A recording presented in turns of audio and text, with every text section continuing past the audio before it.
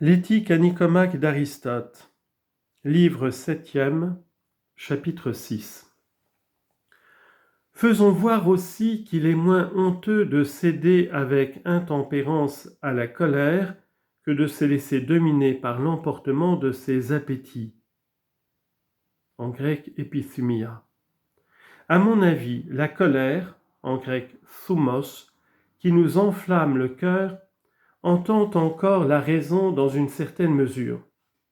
Seulement elle l'entend mal, comme ces serviteurs qui, trop prompts dans leur zèle, se mettent à courir avant d'avoir entendu ce qu'on leur dit et se trompent ensuite sur l'ordre qu'ils exécutent.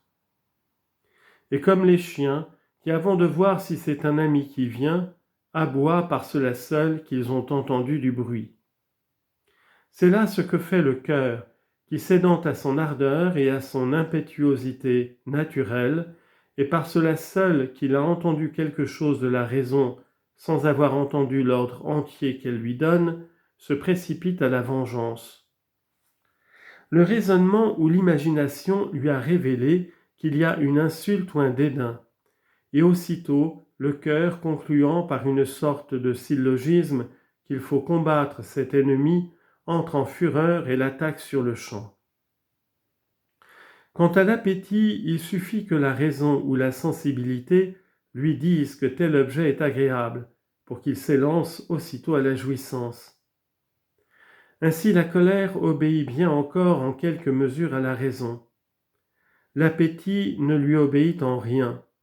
Il est donc plus honteux que la colère, car l'intempérant, en fait de colère, se laisse conduire jusqu'à un certain point par la raison, tandis que l'autre qui ne sait pas dompter ses appétits n'est dominé que par eux et ne cède en rien à la raison. D'ailleurs, on est toujours plus excusable de suivre ses mouvements naturels, puisque l'on est toujours aussi davantage de céder à ses passions, qui sont le partage commun de tous les hommes, quand on y cède comme tout le monde. Mais la colère même, avec ses violences, a quelque chose de plus naturel que les emportements de ses appétits, qui ne nous poussent qu'aux excès et qui ne répondent point à des besoins nécessaires.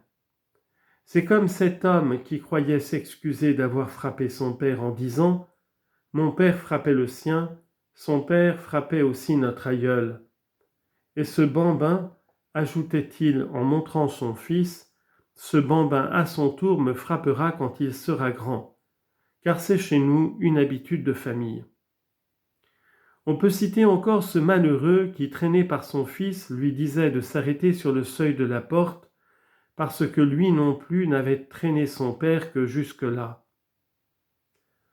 On peut ajouter que les plus coupables sont en général ceux qui dissimulent leurs desseins et leurs pièges. L'homme emporté par son cœur ne cache pas ses projets, non plus que la colère qui les montre toujours à découvert. L'appétit est au contraire comme Vénus, si l'on en croit les portraits qu'on nous en fait. Citation, la perfide cyprisse qui sait ourdir les ruses. Ou bien c'est comme cette ceinture dont parle Homère, citation, ce divin talisman, piège où pourrait tomber le cœur même du sage.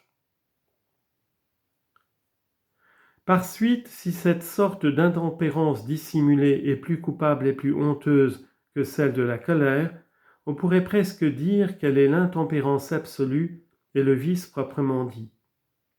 Il y a même plus. On ne souffre pas quand on fait une insulte à autrui, mais quand on agit par colère, on agit toujours avec une vive souffrance, tandis que celui qui commet un acte d'insulte n'y trouve que du plaisir. Si donc les actions contre lesquelles on peut s'indigner avec le plus de raison sont aussi les plus coupables, l'intempérance suite du désir sera plus coupable que l'intempérance de la colère, car il n'y a pas d'insulte dans la colère. Concluons donc de nouveau que l'intempérance où nous poussent les désirs est plus honteuse que celle de la colère, et que la tempérance ainsi que l'intempérance s'appliquent au plaisir purement corporel.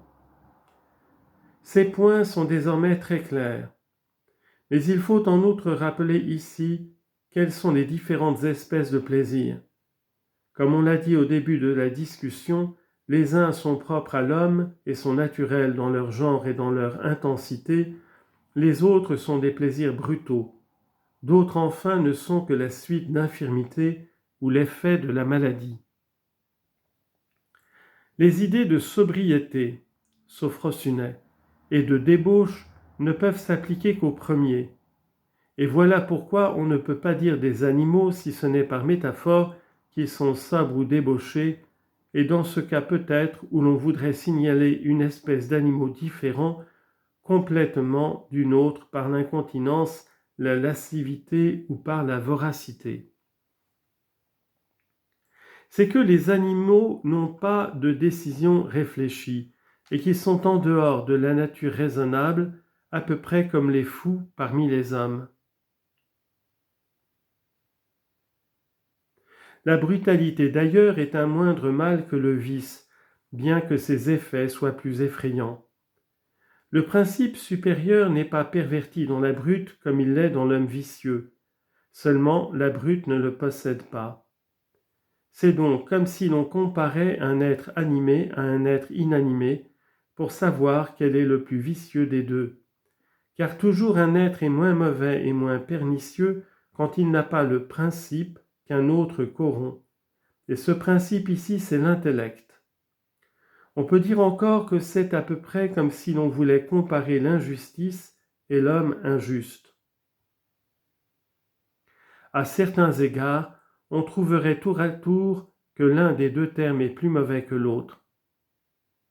Mais un homme méchant peut faire 10 000 fois plus de mal qu'une bête féroce.